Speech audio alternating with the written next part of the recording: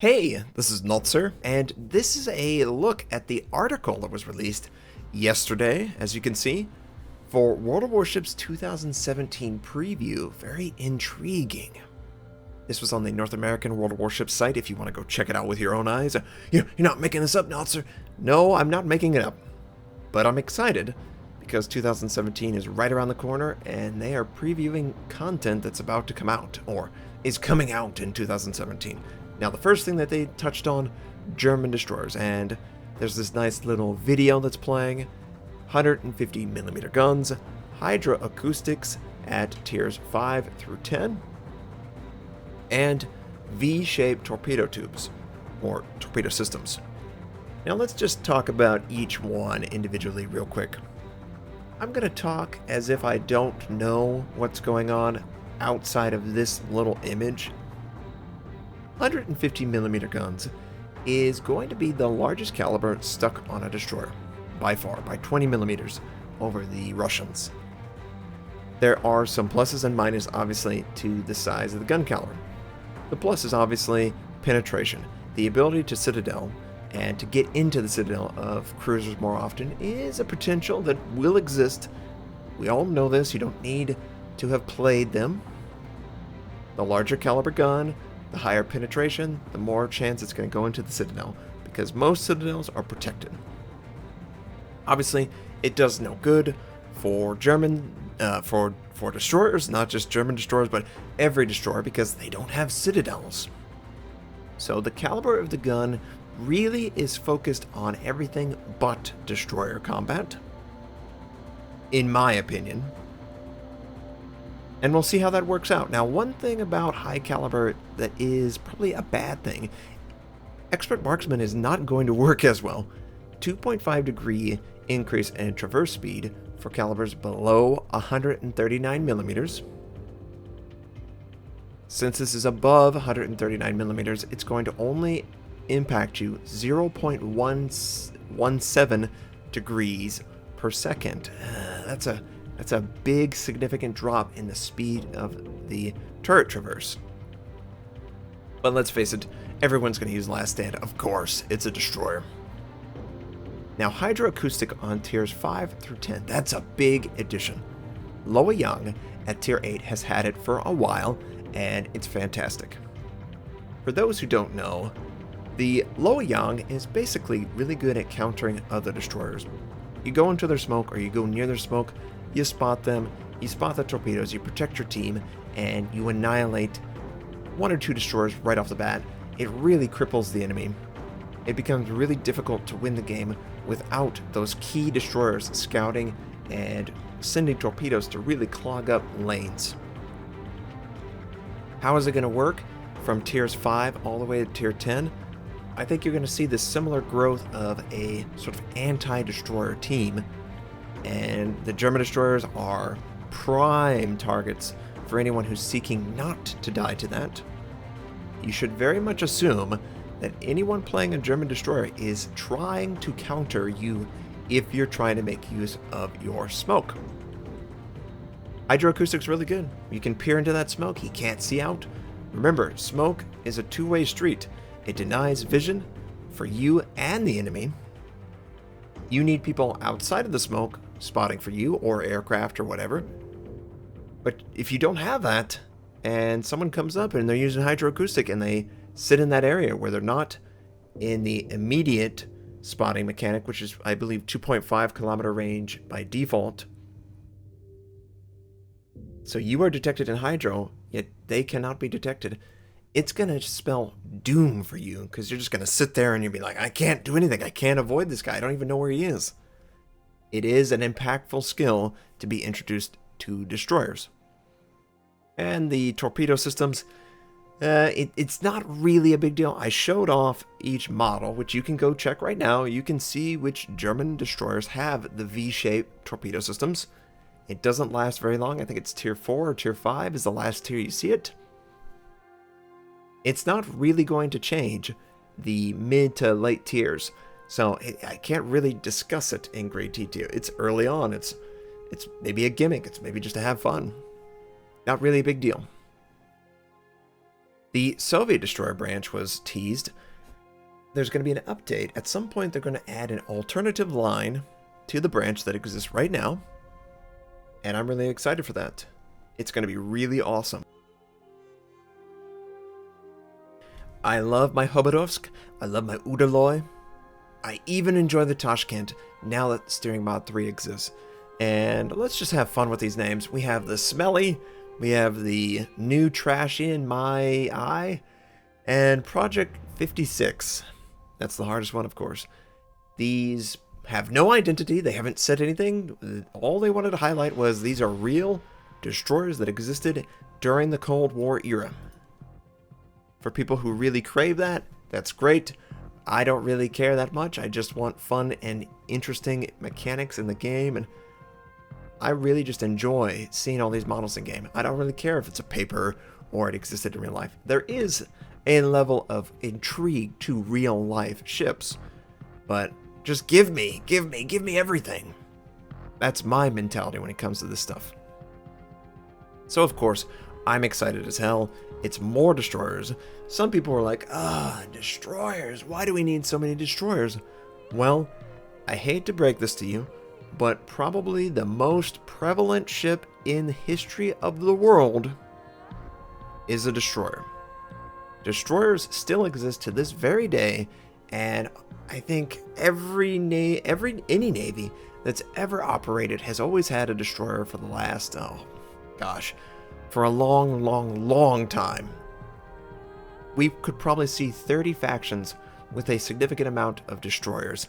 It's just so easy to manufacture versus the great big battleships or aircraft carriers. So we're probably going to see 3 to 4 destroyer lines for every one battleship line. And honestly, that might be a little too many battleship lines when you really look at how many were manufactured. So just keep that in mind, everyone. It's just the way the world works.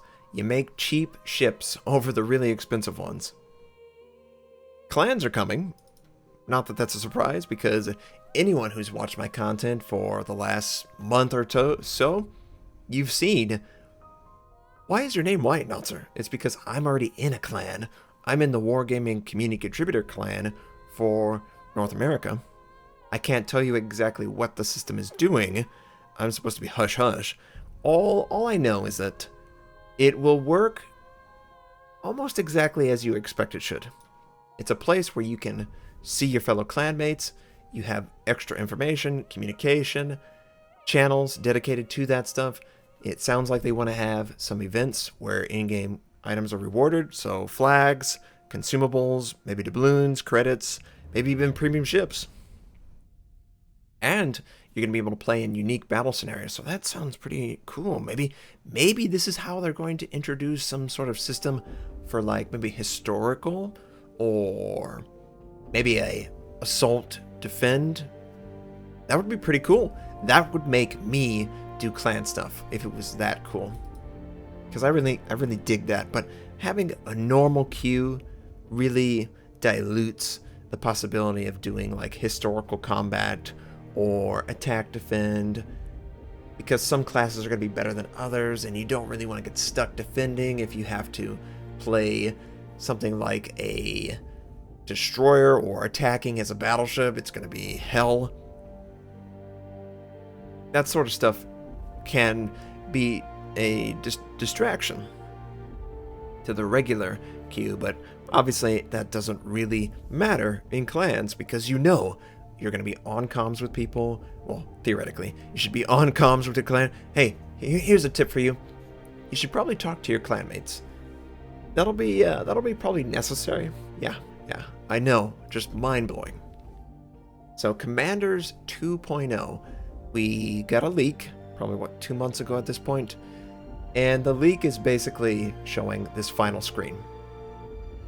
I don't want people to be worried, because the way all of this production works, they probably communicated to someone that this was what they were targeting 2 or 3 months ago, and they created this little video based on that.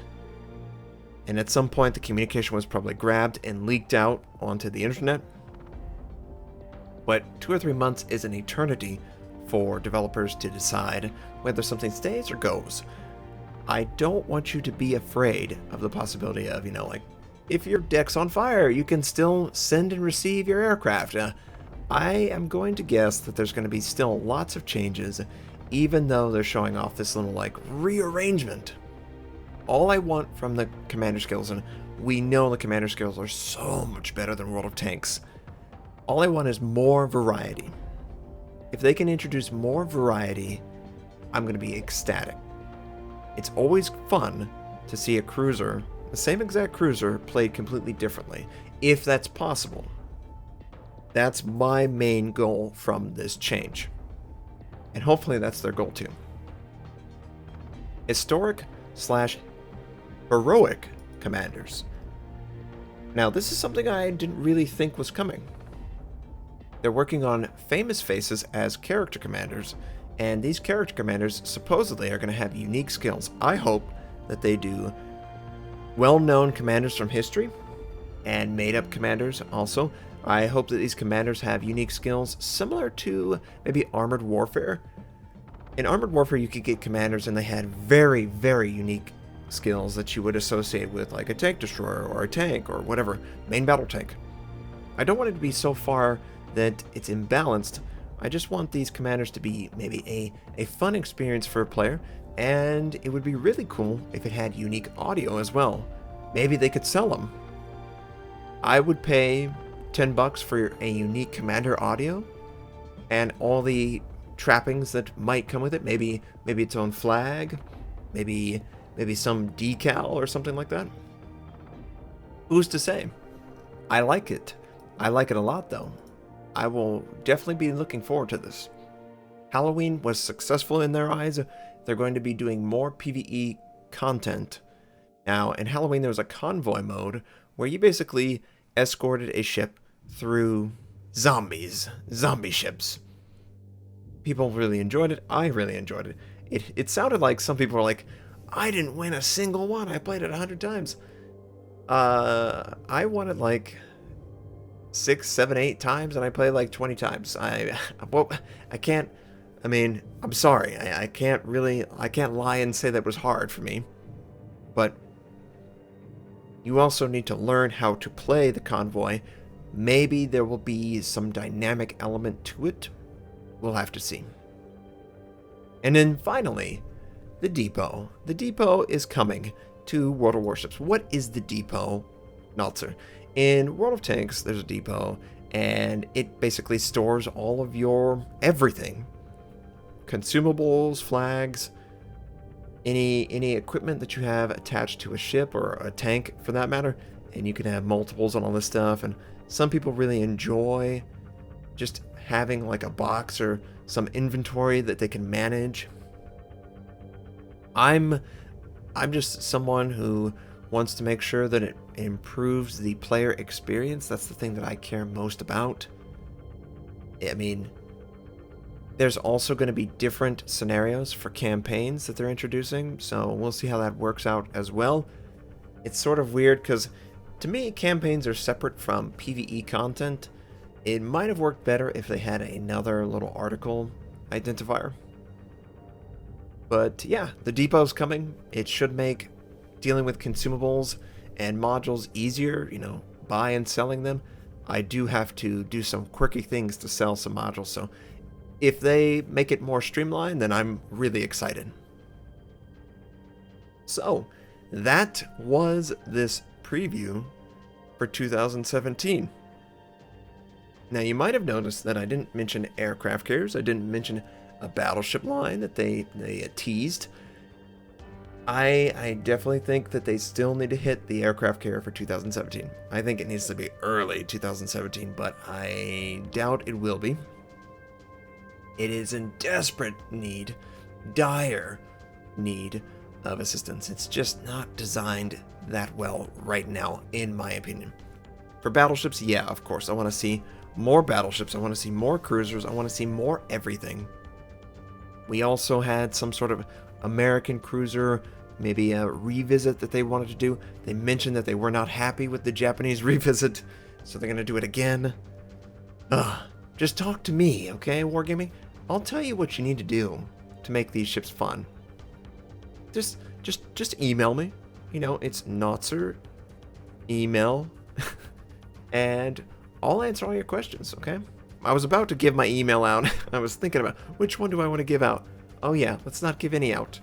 But yeah, I hope everyone's as excited as I am for 2017. These sound really cool. It is unfortunate that they basically have confirmed the German destroyers will not hit before January. And I would guess that January or February is the target date. I don't know this for a fact, and if I did, I can't act like I do. But obviously, German destroyers coming out in 2017 means they actually have to come out in 2017.